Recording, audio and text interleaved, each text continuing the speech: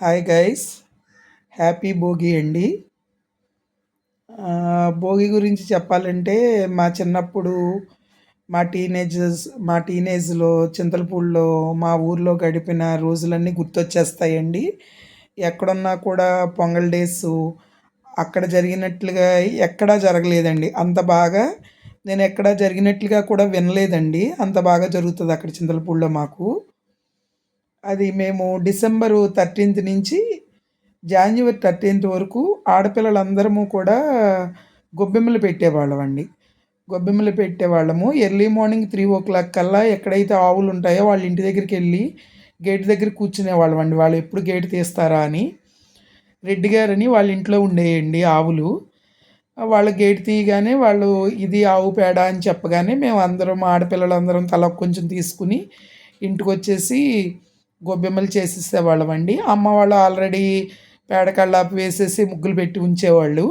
మేము వాటిలో గొబ్బెమ్మలు పెట్టేసి గొబ్బెమ్మలు తయారు చేసి వాటికి పసుపు కుంకుమలు బొట్లు పెట్టి బంతి పూలు గులాబీలు అన్నిటితో డెకరేషన్ చేసి ఆ పువ్వులకి పెట్టేసి ఒక అరటిపండో లేకపోతే పటిక బెల్లమో ఏదో ఒకటి ఒక ఆకులో ఒక పెద్ద ఆకు తీసుకుని ఆకులో ప్రసాదం పెట్టేసి స్కూల్కి తయారైపోయి వెళ్ళిపోయేవాళ్ళమండి. అలా everyday December 13 to January January 13th morning వరకు జాన్యువరి 12th మార్నింగ్ వరకు అదే పనిలో ఉండేవాళ్ళమండి. ఇక జాన్యువరి 12th ఈవినింగ్ మాత్రం ఆ గొబ్బెమ్మల అవన్నీ పిడకలు కొట్టేస్తాం కదండి. ఎవ్రీడే పిడకలు కొట్టేసేది అమ్మ. అవన్నీ ఎండిపోయి ఉంటాయి కదా, ఆ పిడకలతో దండలు గుచ్చేసేవాళ్ళమండి. మేము 5గురు ఉండేవాళ్ళం. నేను, అమ్మ, నాన్నగారు, తమ్ముడు, చెల్లి. మా 5గురికి 5 దండలు గుచ్చేసేవాళ్ళం.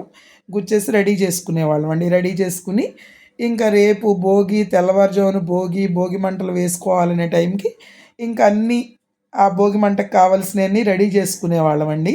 ఇంకా మగపిల్లలు ఎక్కడెక్కడికో వెళ్ళి ఇరిగిపోయినవన్నీ తీసుకొచ్చేసేవాళ్ళం. అలా ఇంటి దగ్గర ఉన్న కర్రలు పుల్లలు అన్నీ వేసి ఒక పెద్ద భోగిగా తయారు చేసేసుకునేవాళ్ళం అండి నైటే. ఇంకా మా ఫ్రెండ్ ఉండేవాడండి. మేమిద్దరం టామ్ అండ్ జెర్రీ అనమాట.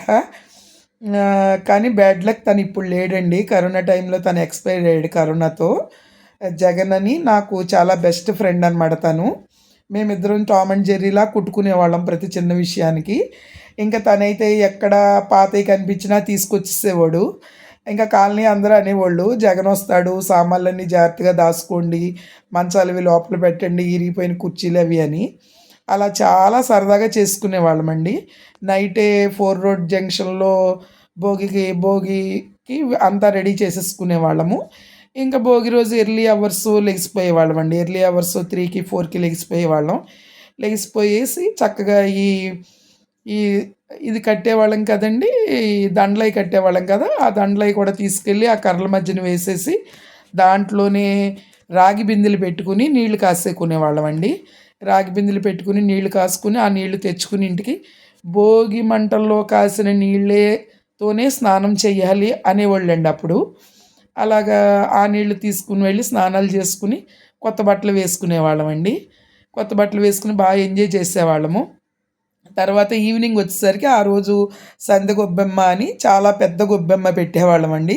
చాలా పెద్ద సైజులో ఇంతంత పెద్ద పెద్ద సైజుల్లో పెట్టేవాళ్ళం గొబ్బెమ్మలు. ఒక ఒక 20 మంది గర్ల్స్ దాకా ఉండేవాళ్ళం అండి అప్పుడు చింతలపూడిలో. అందరము రెండు రెండుగా డివైడ్ అయిపోయేవాళ్ళము. డివైడ్ అయిపోయి జంటగా ఒక 5-6 సాంగ్స్ డ్యాన్స్లు వేసుకుంటూ పాటలు పాడేవాళ్ళం అండి. ప్రతి ఒక్కళ్ళము పెట్టుకునేవాళ్ళం ఇంటి ముందు ఈవినింగ్ 6:00 కల్లా పెట్టుకునేవాళ్ళం అండి. ఇక 6:00 నుంచి ప్రతి ఒక్కళ్ళ ఇంటికి వెళ్ళి ఆ పాటలు పాడేవాళ్ళం అన్నమాట. గొబ్బెమ్మ చుట్టూ తిరుగుతూ పాటలు పాడేవాళ్ళం అండి. పాటలు పాడి వచ్చిన వాళ్ళు అందరికీ ఇంతింత మట్టి పిడతలో కొని ఆ మట్టి పిడతల్లో శనగపప్పు, మరమరాలు, రేగిపళ్ళు, కాయిన్స్, డబ్బులు కాయిన్స్ వేసి పంచేవాళ్ళం అండి. అలా వచ్చిన వాళ్ళందరికీ ఇంకా చుట్టుపక్కల అందరూ పెద్దోళ్ళు పిల్లలు అందరూ చూడటానికి వచ్చేవాళ్ళండి. వాళ్ళందరూ కూడా ఇవన్నీ పంచేవాళ్ళం అనమాట. పంచి చాలా బాగా ఎంజాయ్ చేసేవాళ్ళం అండి. అలా రాత్రి 10-11 వరకు అందరి ఇంట్ల ముందు పాటలు పాడుతూ డ్యాన్సులు వేస్తూ వచ్చేవాళ్ళం అండి. ఇప్పుడైతే ఆ పాటలు కూడా గుర్తులేవండి. నేను మా బెస్ట్ ఫ్రెండ్ లీలా అని ఉండేది. మేమిద్దరం ఒక జంటగా ఉండేవాళ్ళం అండి. పాపాయి, నిర్మల, పద్మ, వేణి, పెద్ద పాపాయి అలా చాలామంది ఉండేవాళ్ళమండి. అందరం కలిపి చాలా బాగా ఎంజాయ్ చేస్తూ చక్కగా డ్యాన్స్‌లు యేసుకుని, ఆ రాత్రంతా కూడా ఉదయం ఎంజాయ్ చేసేవాళ్ళమండి. ఈవినింగ్ కూడా ఇలా డ్యాన్స్‌లు యేస్తూ బాగా ఎంజాయ్ చేసేవాళ్ళం. రాత్రి 10, 11 అయిపోయేది. అందరి ఇళ్ళకి తిరిగి ఎవరు గొబ్బెమ్మలు పెడితే వాళ్ళ ఇంటి ముందుకు వెళ్ళి డ్యాన్స్‌లేసి, వాళ్ళిచ్చే ప్రసాదాలవి తీసుకుని, మా ఇంట్లో కూడా అలాగే చేసేవాళ్ళమండి. అందరి ఇళ్ళల్లోనూ అలా చేసుకుని సరదాగా వచ్చేసేవాళ్ళం. మళ్ళీ సంక్రాంతి వస్తే పొద్దున్నే ఇంకా ఆ రోజు నైటంతా అలా ఎంజాయ్ చేసేవాళ్ళమండి. సంక్రాంతిది రేపు చెప్తానండి మీకు. సంక్రాంతిది ఎలా సెలబ్రేట్ చేసుకునేవాళ్ళమనేది నేను రేపు చెప్తానండి. భోగి అయితే మాత్రం ఇలా చాలా బాగా సెలబ్రేట్ చేసుకునేవాళ్ళమండి. సందగొబ్బెమ్మకైతే ఇంకా బంతి పువ్వులతో సూపర్‌గా డెకరేట్ చేసేవాళ్ళమండి. ఎవరు ఎంత బాగా డెకరేట్ చేసుకుంటాం అనేది పోటీ పెట్టుకుని, ఎవరు ఎంత పెద్ద గొబ్బెమ్మ పెట్టారనేది కూడా లెక్కండి. ఆ గొబ్బెమ్మలైతే మనం చేయలేమండి. అమ్మ వాళ్ళే చేసేవాళ్ళు. పెద్ద పెద్ద గొబ్బెమ్మలు కదా! అమ్మ వాళ్ళ చేతికే ఇమిడేయి. మేము చిన్న పిల్లలం కాబట్టి మా చేతికి ఇమిడేయి కాదు. ఇంకా హరిదాసులొచ్చేవాళ్ళు. ప్రతిరోజునండి గొబ్బెమ్మలు పెట్టే టైంకి హరిదాసులొచ్చేవాళ్ళు. డిసెంబర్ 13 నుంచి వాళ్ళు కూడా స్టార్ట్ అయ్యేవాళ్ళండి. ఇంకా హరిదాస్ కోసం ఎదురు చూసేవాళ్ళమండి మేము. ఆయనకి బియ్యమెయ్యాలి, పిండి వంటలు పెట్టాలి, పువ్వులు వెయ్యాలి.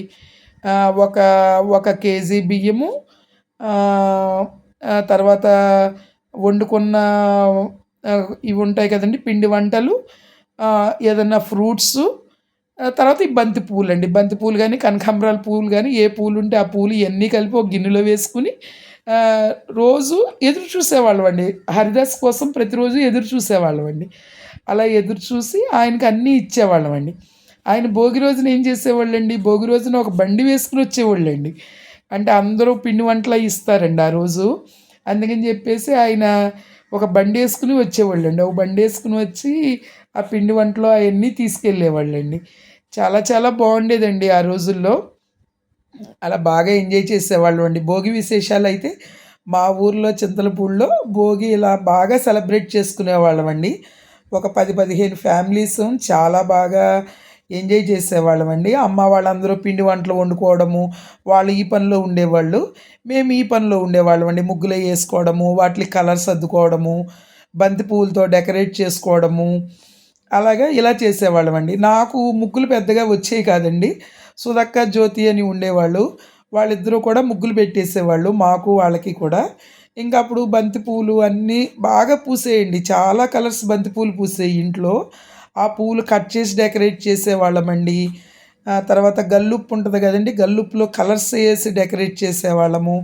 అలా చాలా బావుండేదండి. అలా చింతలపూడిలో జరిగినట్లుగా నాకు తెలిసి ఇప్పుడు నేను చాలామంది గ్ లేడీస్‌తో మాట్లాడుతుంటాను. వాళ్ళందరూ కూడా అవి నాకు మాకు తెలీవు, మాకవన్నీ తెలీవు అంటారండి.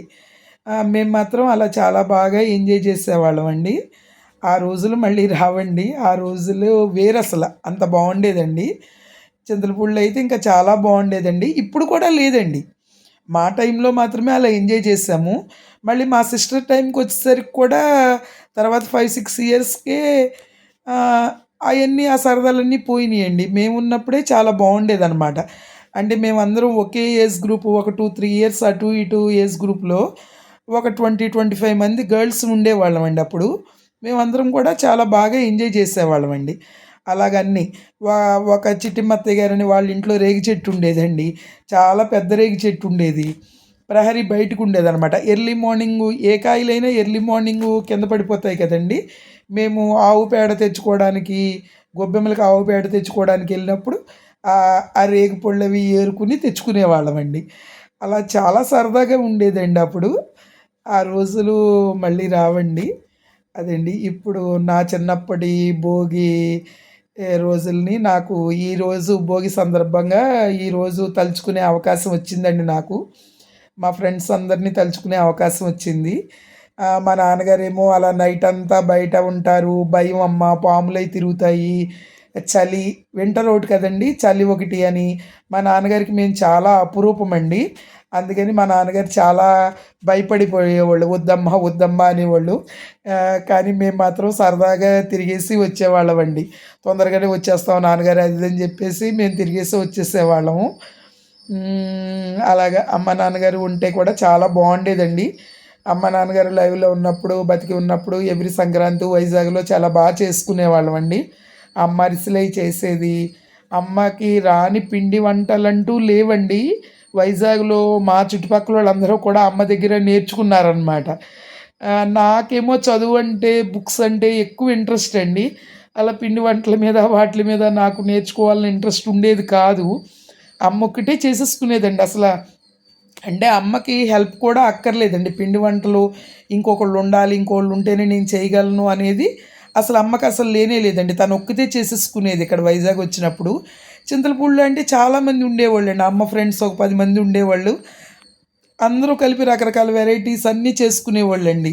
అరిసెలు మెయిన్ అండి. జంతికలు, చెక్కలు, లడ్డూలు, మిఠాయి ఇంకిలా రకరకాల బూందీ అండి. అలా రకరకాల స్వీట్స్ ఏంటి, హాట్ ఏంటి బోలెడన్ని రకాలు చేసేవాళ్ళండి. ఇక తర్వాత నాన్నగారు రిటైర్డ్ అయిపోయిన తర్వాత ఇంకెక్కువ సంక్రాంతి అంటే వైజాగ్‌లో ఉండటానికి నాన్నగారు ఎక్కువ ఇష్టపడేవాళ్ళండి. ఇంక వైజాగ్‌లో బాగా చేసుకునేవాళ్ళమండి మేము. అమ్మ అరిసెలు, చెక్కలు, జంతికలు అన్నీ చేసేదండి. అన్నీ ఇక్కడ మిల్లు ఆడిచ్చేసేవాళ్ళం. అన్నీ చేసేదండి. చాలా చేసుకునేవాళ్ళమండి. అమ్మ, నాన్నగారు ఉండగా చాలా సరదాగా చాలా బాగుండేదండి. ఇప్పుడింకా అలాగ అయిపోయిందండి. ఇప్పుడు ఫస్ట్ సంక్రాంతి మా అమ్మాయి వస్తదనుకుంటే తను బ్యాంకర్ వలన తనకి లీవ్ ఇవ్వలేదండి ఈరోజు. వాళ్ళకి కూడా రావడం అవ్వలేదండి. అదండి. కాకపోతే నా చిన్నప్పుడు విషయాలన్నీ కూడా తలుచుకోవడము నాకు అంటే ఎమోషనల్‌గా చాలా ఇదిగా ఉందండి నాకు. ఎమోషనల్‌గా ఉందనమాట.